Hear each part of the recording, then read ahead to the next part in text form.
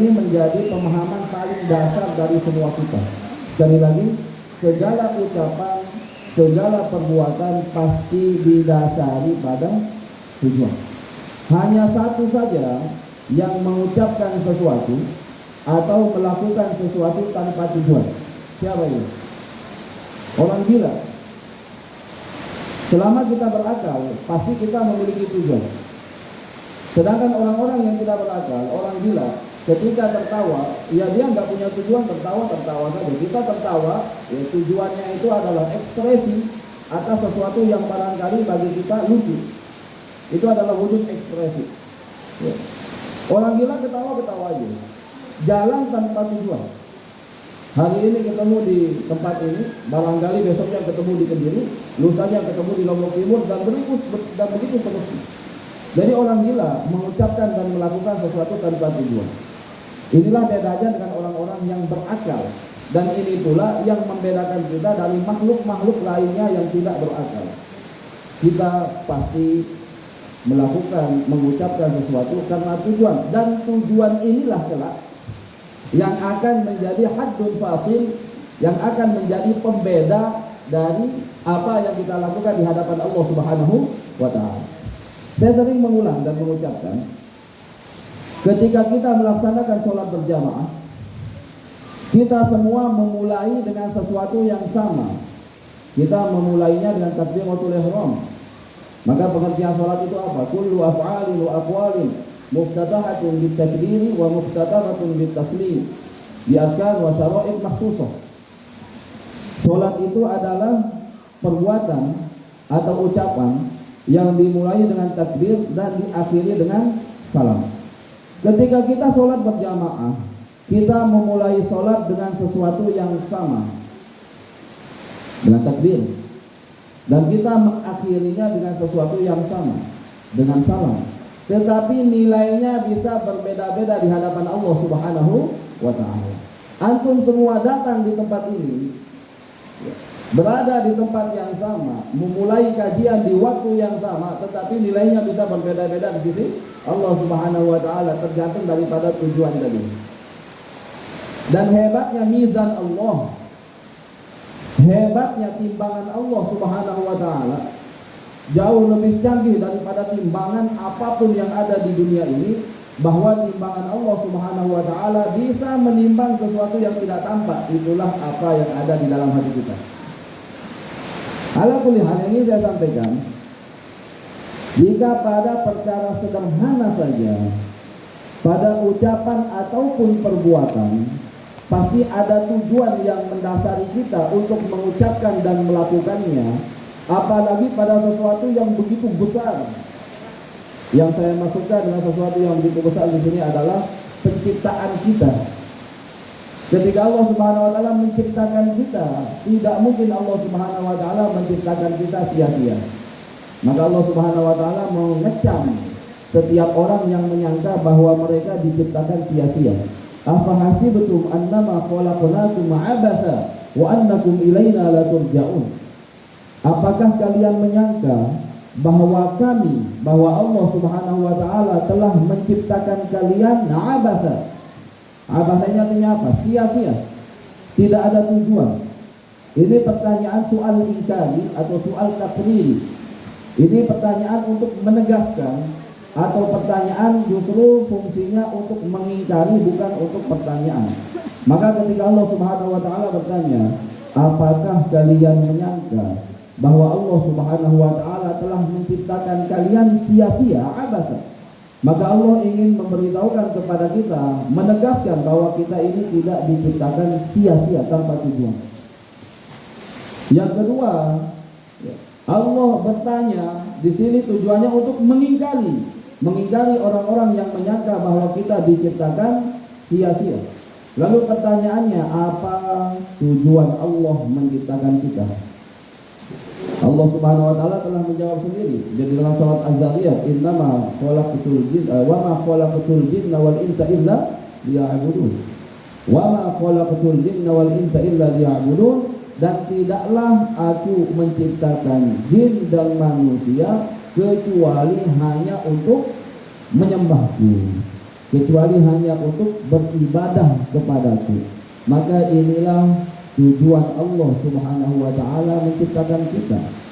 Saya juga sering mengulang, saya juga sering menyampaikan bahkan di dalam majelis ini, seseorang yang salah tujuan akan tersesat, dan seseorang yang tidak tahu tujuan maka dia akan kebingungan. Seseorang yang tidak tahu tujuan akan kebingungan, dan seseorang yang salah tujuan maka dia akan tersesat. Maka penting sekali kita mengetahui apa tujuan Allah menciptakan kita, agar kita tidak kebingungan, sehingga hidup ini tidak punya tujuan. Ketika dia tidak punya tujuan, dia tidak tahu harus melakukan apa, menyia-nyiakan waktu dengan percuma, menghabiskan usianya dengan sia-sia. Kenapa? Karena dia tidak tahu tujuan hidupnya apa. Atau dia salah tujuan. Orang yang menyangka bahwa hidup ini hanya untuk mendapatkan kebahagiaan di dunia saja, maka dia akan tersesat. Dan hasil dari ketersesatannya yang paling nyata kelak ketika dia berhadapan dengan Allah Subhanahu wa ta'ala. Maka ikhwani wa akhwati fillah, ini menjadi pegangan hidup kita. Mari sadari, kuatkan dan tanamkan pada diri kita tentang tujuan Allah Subhanahu wa ta'ala menciptakan kita. Sehingga segala sesuatu yang kita lakukan di dalam kehidupan kita, segala kata-kata yang kita ucapkan dari mulut kita harus dengan tujuan yang satu. Apa itu? Dalam rangka beribadah kepada Allah Subhanahu wa ta'ala. Maka inilah yang membedakan. Kalau di dalam kitab Ta'limul Muta'allim kalangan Al-Imam Az-Zarnuji, beliau mengatakan kan min amalin yatasawwaru bi surati amali dunya. Betapa banyak amal-amal yang dia bentuknya seperti amal-amal dunia, tetapi nilainya begitu tinggi di sisi Allah Subhanahu wa ta'ala. Dan betapa banyak amal-amal yang bentuknya itu seperti amal akhirat, tapi tidak bernilai di sisi Allah Subhanahu wa ta'ala. Apa yang menyebabkan itu semua bisa terjadi seperti itu? Perkara niat. Kalau dalam masalah ini kita sebut tadi apa? Tujuan. Tujuan ini adalah niat. Niat ini adalah tujuan. Maka ikhwan wa akhwati fillah, sekali lagi matangkan terus ini. Oh ya, Allah Subhanahu wa ta'ala menciptakan saya dalam rangka beribadah. Maka upayakan betul tidur kita pun, makan kita pun bernilai ibadah di sisi Allah Subhanahu wa ta'ala. Makanya ya, ini yang saya sering ulang-ulang juga nih Mas Bayu. Ya, bedanya kita dengan orang-orang dahulu makan itu apa? Makannya orang-orang dahulu bernilai ibadah di sisi Allah Subhanahu wa ta'ala. Kenapa? Karena niat makannya itu littaqawwi, untuk menguatkan dirinya dalam taat kepada Allah Subhanahu wa ta'ala. Makanya mereka enggak banyak makan. Nah, kadang kita mohon maaf seolah-olah berpikiran tujuan hidup ini hanya makan. Jadi kerjanya makan terus, kulineran terus, mukbang terus. Makanya orang-orang dulu makannya itu betul-betul tujuannya hanya untuk apa? Menghilangkan lapar dan menguatkannya untuk beribadah. Sekiranya mereka akan kuat beribadah tanpa makan, tidak makan mereka. Serius. Sekiranya mereka akan kuat beribadah tanpa makan, tidak makan mereka. Buktinya, saya sering sampaikan juga, Imam Nawawi, sebagaimana yang ditulis oleh murid beliau, hanya makan sekali saja. Hanya makan sekali saja sehari semalam. Dan ini dilakukan di akhir Isya. Jadi kurang lebih itu menjelang waktu sahur. Atau ya jam-jam 10, jam 11 malam. Lalu minumnya di akhir Isya. Tidak langsung minum itu, hanya makan saja tanpa minum. Tapi jangan antum lakukan. Masuk rumah sakit nanti. Makanya disebut oleh murid beliau di dalam riwayat hidup beliau ini menjadi karomah beliau. Yang hanya makan sekali tapi Allah berikan kekuatan yang luar biasa sehingga bisa maksimal dalam beribadah, bisa maksimal dalam belajar, dan bisa maksimal dalam mengajar. Al-Imam Yahya bin Sharaf An-Nawawi alaihi rahmatullah.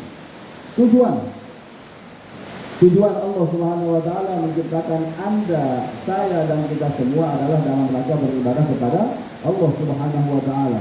Tetapi beribadah ini pun tidak bisa sembarangan. Jika sepak bola saja ada aturannya, sepak bola mas, megang bola kecuali kiper dapat kartu kuning. Nah, aturannya begitu. Melakukan pelanggaran di kotak penalti dapat tendangan penalti. Sudah dapat 2 kali kartu kuning, dapat kartu merah. Ini aturan sepak bola. Bola ada aturan. Antum hadir di sini pun ada aturan, ya panitia menetapkan aturan. Pada perkara-perkara sederhana, perkara-perkara kecil saja ada aturannya. Lebih-lebih pada perkara yang sangat prinsip, agama. Agama memiliki aturan yang kita kenal dengan syariat.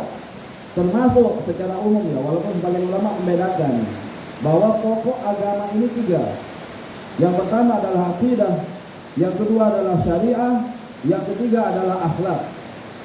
Akidah, syariah, dan akhlak. Akidah yang disebutkan dalam hadis Umar masuk dalam kategori al-iman. Kemudian kalau syariah ini masuk dalam kategori al-islam. Kalau akhlak masuk dalam kategori al-ihsan. Tetapi syariah bisa menampung makna itu semua. Syariat menampung makna akidah yang kaitannya dengan keimanan kita, menampung pula makna syariat itu dalam hal ini adalah tata cara beribadah di dalamnya, menampung pula makna akhlak kaitan hubungan kita dengan bersama manusia. Jadi ini ya, biar kita ibadah, tujuan juga kalau sudah tahu tujuannya, salah cara nggak bakalan sampai kita. Ya, kita tahu tujuannya mau ke peraya, tapi muternya sekedar di Narmada Mataram saja nggak bakalan sampai, salah caranya. Maka kita harus perdalam, kita harus ketahui, kita harus dalami akidah Islam kita. Berikutnya, ikhwani wa akhwati fillah, apa itu akidah? Akidah ini diambil dari kata al-aqd. Nah ini, akad ini biasanya, ini saya sampaikan tentang akad kemarin. Arahnya ke sana ya. Satu rumpun kata al-aqd dan akidah. Akidah secara bahasa sederhananya artinya simpul mati, sesuatu yang terikat dengan kuat. Ini disebut dengan akidah al-aqd. Makanya kita katakan kadang hadhil masail minal mu'aqqadat, ini masalah yang susah untuk dipecahkan. Kenapa? Karena betul-betul susah. Yang namanya simpul mati ya susah untuk dilepas. Itulah akidah secara bahasa. Adapun secara istilah, akidah adalah keyakinan-keyakinan yang ada di dalam hati seorang muslim yang terikat kuat, yang terpatri kuat, sehingga kuatnya itu sangat susah untuk lepas, bahkan tidak akan pernah lepas. Inilah akidah. Ya, intinya akidah itu adalah keyakinan. Ketika keyakinan kita lemah, ketika keyakinan kita tidak kuat, maka kita akan terombang-ambing. Kita akan cepat sekali mendapatkan syubhat-syubhat yang akan menjauhkan kita dari keyakinan kita yang ada di dalam agama kita ini. Intinya sekali lagi bahwa akidah itu adalah sesuatu yang sifatnya keyakinan, yang sifatnya kuat, yang tersimpul mati di dalam hati seorang muslim, seorang mukmin. Lalu bahasan akidah itu apa saja? Bahasan akidah setidak-tidaknya adalah rukun iman. Ya kalau dijabarkan luas. Di masing-masing rukun ini kan jabarannya luas. Ya, pembahasan akidah itu cakupannya adalah rukun iman. Yang pertama adalah al-imanu billah, beriman kepada Allah Subhanahu wa ta'ala. Nanti ini kaitannya dengan tauhid, keyakinan kita bahwa tiada Tuhan selain Allah. Wah ini nih, keyakinan kita tiada Tuhan selain Allah. Itu mengapa ayat pada surat Al-Ikhlas itu begitu spesial, sampai-sampai salah seorang sahabat ketika mengungkapkan kecintaannya kepada Rasul Sallallahu Alaihi Wasallam, kecintaannya kepada surat Al-Ikhlas di hadapan Rasul Sallallahu Alaihi Wasallam, begitu cintanya sahabat ini pada surat Al-Ikhlas dan tentu saja apa yang terkandung di dalamnya, maka Sayyidina Rasulullah Sallallahu Alaihi Wasallam bersabda, hubbuka iyyaha adkhalakal jannah. Kecintaanmu pada surat Al-Ikhlas ini akan memasukkanmu ke dalam surga. Kenapa? Karena ini kaitannya dengan tauhidullah, dengan pengesaan Allah Subhanahu wa ta'ala. Ini akidah kita. Maka seseorang yang berakidah bahwa tiada Tuhan selain Allah Subhanahu wa taala tidak akan pernah mengimani ada Tuhan selain Allah. Termasuk kaitannya di dalam pembahasan al-imanu billah, dia berkeyakinan bahwa tidak ada yang nafi', tidak ada yang dhar, tidak ada yang bisa memberikan manfaat, tidak ada yang bisa memberikan mudarat kecuali Allah Subhanahu wa taala. Maka itu luar biasa ini kalau akidahnya udah kuat Mas Bayu. Ya, buktinya antum hadir di sini. Tidak terlalu terpengaruh dengan apa itu poster yang disebar BMKG. Ada hujan angin ya, cuaca ekstrim. Ya faktanya memang demikian barangkali ya, hujan sekian lama ya. Tetapi itu tidak terpengaruh dengan itu. Akidahnya kuat. Tidak ada yang bisa memberikan manfaat kecuali Allah. Tidak ada yang bisa memberikan mudarat kecuali Allah. Wahai BMKG, keluarkan petamu. Tapi ya tidak ada masalah, bukan berarti kita menolak itu. Tidak, ya waspada iya. Ini fungsinya untuk waspada. Tapi keyakinannya ya, mau angin, mau hujan petir, selama Allah tidak akan memberikan mudarat, tidak ada masalah. Jalan saja. Toh kalau saya mati di tengah jalan, saya syahid fisabilillah. Wah, ini akidahnya luar biasa ini. Ya kan tidak? Hadis Anas bin Malik, man kharaja fi talabil ilmi fa huwa fi sabilillah hatta yarji'. Barang siapa yang keluar dari rumahnya dalam rangka menuntut ilmu, maka dia fi sabilillah, berada di jalan Allah sampai dia pulang ke rumahnya. Ya. Maka saran saya sampai maghrib saja di sini. Fi sabilillah ya. Ini kaitannya dengan akidah al-imanu billah, keyakinan kita bahwa tiada Tuhan selain Allah Subhanahu wa taala, tidak ada yang memberikan manfaat, tidak ada yang bisa memberikan mudarat kecuali Allah Subhanahu wa taala, tidak ada yang mengatur segalanya kecuali Allah Subhanahu wa taala. Kita hanya butuh kepada Allah Subhanahu wa taala. Allahus Samad, Allah tempat kita meminta, Allah tempat kita bergantung. Ibnu Abbas radhiyallahu taala anhuma di dalam tafsir Ibnu Katsir mengatakan makna Allahus Samad, ilaihi yasmadul khalaiqu min masailihi wa hawaijihi. Kepada Allah semua makhluk bergantung pada masalah-masalahnya, pada keinginan-keinginannya dan hajat-hajatnya. Jadi jangan pernah meminta kepada selain Allah Subhanahu wa taala, jangan pernah bergantung kepada selain Allah Subhanahu wa taala. Inilah akidah kita.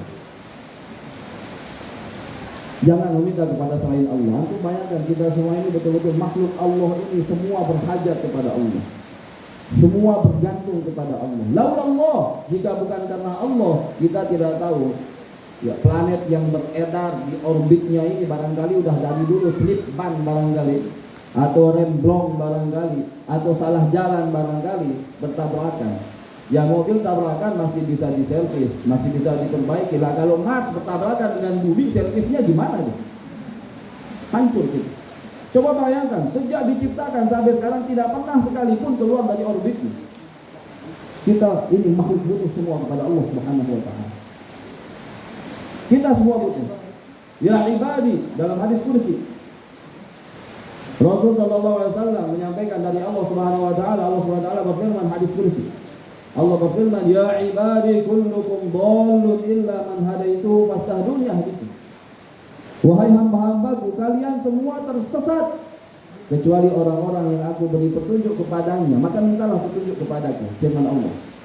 Ya ibadi kullukum ja'i'un illa man at'amtu fat'imuni ut'imtu. Wahai hamba-hambaku, kalian semua ini lapar kecuali orang-orang yang aku berikan makanan kepadanya, maka minta makan kepada Allah. Ya ibadi kullukum 'arin. Wahai hamba-hambaku, setiap kalian ini telanjang kecuali orang-orang yang aku berikan pakaian kepadanya. Fastaksuni aksuku. Maka minta pakaian kepadaku, aku akan berikan pakaian itu kepadamu. Jangan berpikir yang namanya lapar selesai dengan makan. Enggak. Makan itu proses panjang. Pertama harus ada makanannya dulu. Antum mau nonton mukbang 10 jam gak bakalan kenyang. Ya betul tak? Iya, mantengin mukbang terus 10 jam makanan Korea, ya. Makanan mana lagi? Prancis, ya. Kadang mukbang plecing. Mukbang plecing yang bangkal badut di sini. Apa kemudian kenyang nggak itu? Enggak, bakal harus ada makanannya dulu. Ya dapat makanannya itu kalau bukan dari Allah, dari siapa? Kullukum ja'i'un, setiap kalian ini lapar. Itu firman Allah. Kemudian apakah setelah ada makanan di depan kita kemudian kita kenyang? Mau nonton makanan 10 jam nggak bakalan kenyang. Harus dimakan dulu. Itu proses panjang makan itu. Cuma kita taunya kenyang aja. Ya, taunya kita kenyang aja. Padahal adanya makanan kita lupa bersyukur kepada Allah Subhanahu Wa Taala. Kita ini betul-betul butuh kepada Allah. Kemudian antum bisa menggerakkan tangan antum untuk memasukkan makanan ke dalam mulut, itu luar biasa. Itu juga kehendak Allah. Bayangkan kalau tangan kita lumpuh, bisa nggak makan? Bisa, cuma susah. Apakah setelah sampai masuk sampai mulut kemudian bisa kenyang? Enggak, antum harus kunyah dulu itu makanan. Iya, coba sakit gigi. Sakit gigi gimana ya? Ada orang yang mengatakan sakit gigi lebih baik sakit gigi daripada sakit hati. Enggak pernah ngerasain sakit hati deh. Sakit apa yang paling sakit? Sakit apa yang paling sakit? Enggak. Sakit yang paling sakit adalah sakit yang sedang dia derita. Ya betul Mas? Ya betul tidak? Mau sesakit apapun itu kanker, kalau tidak sedang dia derita ya tidak sakit. Iya atau tidak? Dikatakan flu ini penyakit yang ringan, tapi kalau sedang flu ya paling sakit flu. Iya atau tidak? Betul. Maka sakit yang paling sakit adalah sakit yang sedang diderita. Ala kulli hal. Apakah kemudian setelah kita kunyah itu kita kenyang? Enggak. Apaan? Setelah kita kunyah apa? Enggak. Harus ditelan dulu, belet dulu. Ini bahasa dirinya. Ya itu harus telan dulu itu. Apakah setelah masuk ke dalam lambung apa usus? Ke dalam. Ke dalam aja ya, biar aman. Nanti mau ngomong lambung salah ya, ngomong usus juga salah. Setelah masuk ke dalam, apakah langsung kenyang? Tidak, dicerna dulu. Diambil sarinya, kemudian diekskresi, ya, atau ekspreso, ekskresi. Makanya ikhwah akhwati fillah, ini nikmat yang sering kita lupakan. Mohon maaf, kita buang air besar dan buang air kecil itu nikmat yang luar biasa. Bayangkan antum sakit perut gak bisa keluar kotoran. Ya, makanya doa keluar kamar mandi apa? Alhamdulillahilladzi at'amana.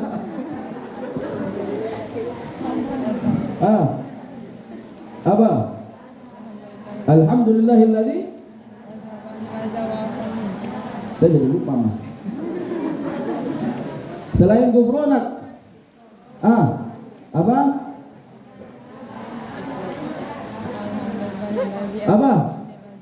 Alhamdulillahilladzi. Betul, saya kalau lupa Mas ya. Kita mengucapkan alhamdulillah kita zamannya, kan lupa. Selain gufronak. Alhamdulillahilladzi azhaba 'annil adza wa 'afani. Segala puji bagi Allah yang telah menghilangkan dari diriku al-adza, penyakit, wa 'afani, dan memberikan keafiatan kepadaku. Coba kalau kotoran tidak keluar itu jadi penyakit.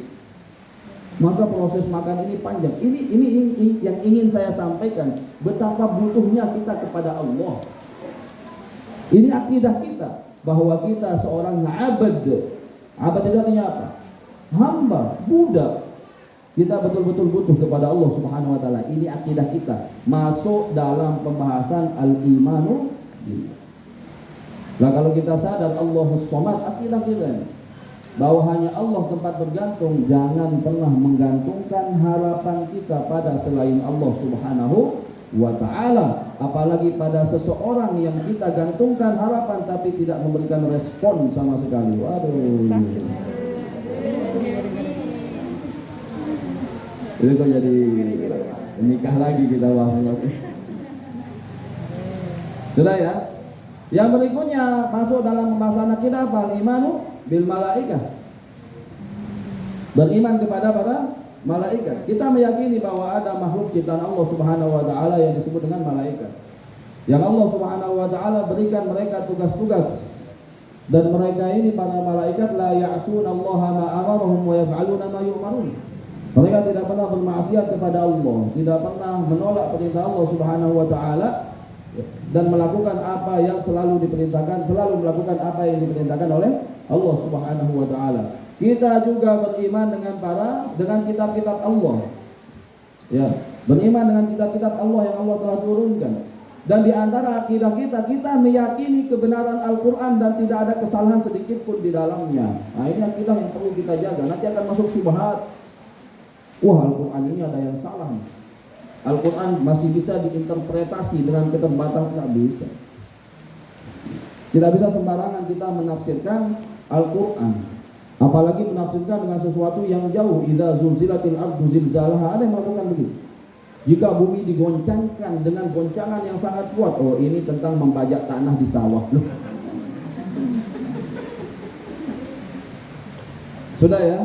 Beriman dengan kitab-kitab Allah Subhanahu wa taala. Ini akidah kita bahwa Allah Subhanahu wa taala telah menurunkan kitab-kitabnya kepada para nabi. Di antaranya adalah 4 kitab yang kita kenal, yang kita tahu ya. Yang pertama Zabur yang diturunkan kepada Nabi Daud alaihissalam. Yang kedua Taurat yang diturunkan kepada Nabiullah Musa alaihissalam. Kemudian Injil yang Allah turunkan kepada Nabiullah Isa alaihissalam, dan barulah kemudian Al-Qur'anul Karim. Dan kita yakin Al-Qur'anul Karim sebagai kitab yang paling sempurna, kemudian apa? Yang akan selamat dari berbagai macam kesalahan. Kenapa? Allah Subhanahu wa taala berfirman, ingat, kita di antara akidah kita meyakini kebenaran Al-Qur'an. Dan Allah Subhanahu wa taala telah menyampaikan, inna nahnu nazzalna dzikra wa inna lahu lahafizun. Sesungguhnya kami telah menurunkan Al-Qur'an dan kamilah yang akan menjaga Al-Qur'an. Al-Qur'an tidak akan pernah salah selama-lamanya. Ini keyakinan kita. Kemudian kita beriman tentang para rasul dan nabi yang telah Allah Subhanahu wa taala utus kepada umat manusia. Ini keyakinan kita. Ya, wa ma kunna mu'adzibina hatta nab'atha rasula. Dan tidak mungkin kami akan mengazab manusia, mengazab hamba, kecuali telah kami utus kepada mereka para rasul yang memberi petunjuk. Kemudian beriman kepada hari akhir. Nah, ini akidah kita. Ada yang tidak percaya tentang pada kiamat. Ya. Bagaimana mungkin saya percaya pada surga? Bagaimana mungkin saya percaya pada neraka? Saya belum melihat wujudnya. Saya baru akan percaya kalau ada gelas, ini gelas, saya lihat wujudnya. Saya percaya ini coklat, karena saya lihat wujudnya. Saya nggak pernah dapat coklat. Ya, ada yang begitu ada. Wong, apa katanya? Saya belum melihat neraka kok percaya pada neraka. Gimana yang begini nih? Ya. Apakah sesuatu yang ada harus ada wujudnya? Belum tentu. Jika dia tidak percaya pada surga karena belum pernah melihat surga, maka jangan percaya dia punya akal. Kenapa? Karena dia belum pernah melihat akalnya. Ya atau tidak? Percaya tidak antum tentang adanya arus listrik? Pernah lihat nggak? Gimana rupanya? Ya, tapi kalau mau tahu coba tuh pegang, nanti colokan di rumah. Ada wujudnya apa tidak? Tidak.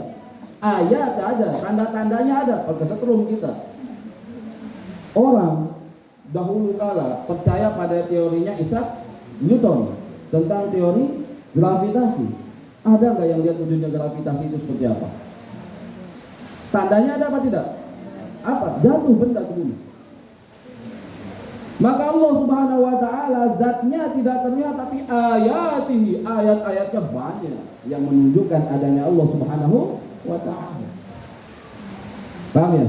Termasuk hari akhir yang belum terjadi. Akidah kita beriman akan adanya hari akhir. Jangan sampai seperti orang-orang kafir yang menerima kitabnya dengan catatan amalnya dengan tangan kirinya, bisimali. Lalu mengatakan apa? Ya laitani lam uta kitabiyah wa lam adri ma hisabiyah. Ya laitaha kanatil qadiyah. Duhai sekiranya saya tidak pernah menerima kitab ini. Duhai sekiranya saya tidak tahu ada hisab ini. Duhai sekiranya kematian menjadi akhir dari segalanya. Begitu mati selesai segalanya. Itu harapan orang-orang kafir. Sedangkan keyakinan kita kematian adalah apa? Pemberhentian pertama dari rangkaian kehidupan akhirat. Nah, ini keyakinan kita. Ya. Termasuk tentang alam akhirat, azab kubur dan azab dan nikmat kubur, nikmat kubur dan azab kubur. Sepakatan Ahlussunnah wal Jamaah. Cuma dua, tidak ada yang ketiga. Apalagi mau pas sama malaikat itu nggak bisa, pas malaikat. Nggak bisa. Ini beriman tentang hari akhir. Baru kemudian masuk dalam ranah akidah kita. Kita meyakini tentang ketetapan Allah Subhanahu wa taala, al-imanu bil qada'i wal qadar. Khairihi wa syarrihi. Tentang ketetapan Allah Subhanahu wa taala. Tetapi untuk yang terakhir, ya, tentang ketetapan Allah Subhanahu wa taala, iman tentang qada dan qadar. Ini salah satu kaidah yang disebut oleh para ulama, disebutkan di dalam kitab-kitab tauhid yang sederhana. Adamul khauf, jangan terlalu dalam membahas qada dan qadar. Kenapa? Itu bukan ranah kita. Akal kita terbatas. Saya sering memberikan analogi pendekatan seperti orang tua yang memberi minum obat anak-anaknya, atau membawa ke dokter untuk disuntik misalnya, atau diambil darahnya. Saya ingat punya anak pertama, waktu saya khawatir karena demam sekian hari, kita ingin memastikan kena demam berdarah apa tidak. Nah, harus dicek darah. Cek darah harus diambil darah menggunakan jarum suntik itu. Walau ta'ala alam, barangkali dalam bayangan anak-anak kita, ini jahat benar nih orang tua nih. Tega orang tua memberikan minuman yang pahit, obat yang pahit untuk saya. Padahal niat orang tua apa? Baik. Apa yang ingin saya sampaikan? Anak dengan orang tuanya sama-sama manusia apa tidak? Sama-sama manusia. Tetapi karena ada perbedaan usia, si anak belum mengerti apa yang telah ditetapkan oleh orang tuanya. Jika sesama manusia saja hanya karena perbedaan usia tidak mengerti apa yang dilakukan oleh yang lebih tua, apalagi memahami apa yang ditetapkan Allah Subhanahu wa taala pada kita hamba-hambanya. Makanya derajat keimanan yang paling tinggi ketika seorang ridho pada ketetapan Allah Subhanahu wa taala. Tapi pembahasan di dalam akidah ini nanti ada yang disebut al-jabriyah dan disebut al-qadariyah. Al-qadariyah ini yang meyakini bahwa tidak ada campur tangan Allah dalam kehidupan kita. Kita berusaha sendiri saja. Kita sehat itu karena usaha kita. Kita sakit juga karena kita tidak menjaga kesehatan. Ini al-qadariyah, tidak ada campur tangan Allah Subhanahu wa taala. Dan al-jabriyah yang merasa bahwa semua ini ketetapan Allah. Lah saya tidur di rumah, kenapa nggak kerja? Ini adalah ketetapan Allah Subhanahu wa taala. Ya, ini al-jabriyah. Sedangkan Ahlussunnah wal Jamaah antara keduanya. Kita meyakini ada ikhtiar, ada usaha, ihris ala ma yanfa'uk, sabda Sayyidina Rasulullah sallallahu alaihi wasallam. Lakukan yang terbaik yang bisa kalian lakukan. Ihris ini jaga ma yanfa'uk, dengan melakukan sesuatu yang mendatangkan manfaat bagimu. Wasta'in billah. Nah, ini dia. Tapi jangan lupa mohon pertolongan Allah. Kita yakin tentang ikhtiar, tetapi kita juga yakin bahwa Allah Subhanahu wa taala telah menetapkan segalanya. Begitu indah Allah Subhanahu wa taala merahasiakan takdir kita sehingga kita dituntut untuk berusaha yang dinilai oleh Allah Subhanahu wa taala adalah usaha kita, bukan hasil yang kita raih. Sekiranya ikhwani wa akhwati billah, yang akan dinilai oleh Allah Subhanahu wa taala adalah hasil betapa banyak para nabi yang celaka. Ini jangan dipotong.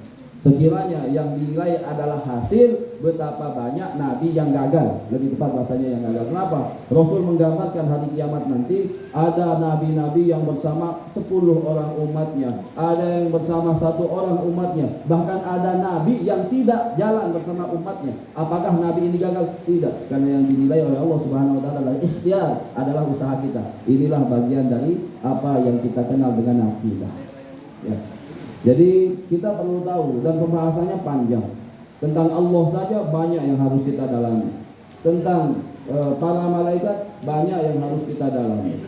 Tentang nabi-nabi Allah banyak yang harus kita dalami. Tentang kitab-kitab Allah, tentang hari kiamat, tentang takdir Allah, masih banyak hal yang perlu kita dalami. Maka penting kita terus mengaji, penting terus kita belajar mendalami akidah kita, biar kita punya identitas. Akidah inilah yang menjadi identitas kita.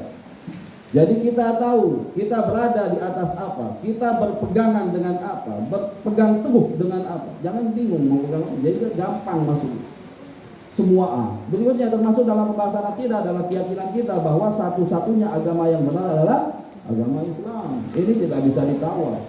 Kita toleran, menghormati agama yang lain, itu tuntutan agama kita. Tetapi kita meyakini bahwa satu-satunya agama yang benar, ini akidah kita, tidak bisa ditawar. Akidah kita satu-satunya agama yang benar adalah Islam, tapi tidak menghalangi kita untuk berbuat baik kepada yang non muslim. Jadi jangan disalahpahami. Al-Imam Al-Hasan Al-Basri alaihi rahmatullah, ya, disebutkan di dalam satu riwayat, beliau bertetangga dengan seorang Yahudi. Beliau tinggal di bagian bawah, Yahudinya di lantai atas. Suatu saat Al-Imam Al-Hasan Al-Basri alaihi rahmatullah tidak keluar rumahnya, sampai Yahudi ini bertanya-tanya, loh kemana Pak Hasan kalau bahasa gitu. Ternyata ketahuan beliau sedang sakit. Akhirnya si Yahudi ini datang berkunjung kepada Al-Imam Al-Hasan Al-Basri. Sesudah berkunjung, ya, membesuk beliau yang sakit, tampaklah oleh Yahudi ini ada air yang menetes. Oleh Yahudi ditanya, Pak Hasan, ini air dari mana? Beliau segan menjawab. Barulah si Yahudi ini sadar bahwa posisi air yang menetes ini persis berada di atas kamar mandi, di bawah kamar mandi ini. Ternyata air ini bersumber dari kamar mandi si Yahudi, dan ini telah terjadi lebih dari 10 tahun. Akidah kita, Islam kita tidak menghalangi kita untuk berbuat baik kepada orang lain. Dan jangan mau, mohon maaf, jangan mau dibolak-balik. Kamu intoleran, kenapa? Karena tidak mau mengucapkan selamat Natal. Justru yang intoleran Anda yang memaksa saya untuk mengucapkan selamat Natal, karena akidah saya melarang seperti itu. Bukan berarti kemudian saya membenci Anda, saya menghalangi Anda untuk merayakan. Silakan merayakan, tidak ada masalah. Kami tidak akan mengganggu. Tetapi jangan memaksa kami untuk mengucapkan itu, karena itu akidah kami, itu keyakinan kami. Ya, terlepas kemudian ada yang berpendapat boleh dan lain sebagainya, saya lebih mengikuti pendapat untuk tidak mengucapkan. Kadang ada yang lucu, ini sebagai penutup Mas Bayu. Kadang ada yang lucu, yang meminta dia mengucapkan, tidak ada. Kadang teman-temannya di media sosialnya, baik di Facebook ataupun Instagram, tidak ada yang non muslim. Lalu mengucapkan, tujuannya siapa? Apa? Kan lucu. Apakah hanya untuk menunjukkan seorang intelek saja? Ya.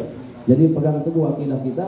Inilah harta paling berharga yang Sayyidina Rasulullah SAW wariskan kepada kita, dan harus kita bawa sampai mati. Wala tamutunna illa wa antum muslimun. Janganlah kalian mati kecuali kalian tetap berada di dalam keislaman kalian. Barakallahu fikum, jazakumullahu khairan katsiran. Saya kembalikan ke MC. Assalamualaikum warahmatullahi wabarakatuh. Waalaikumsalam.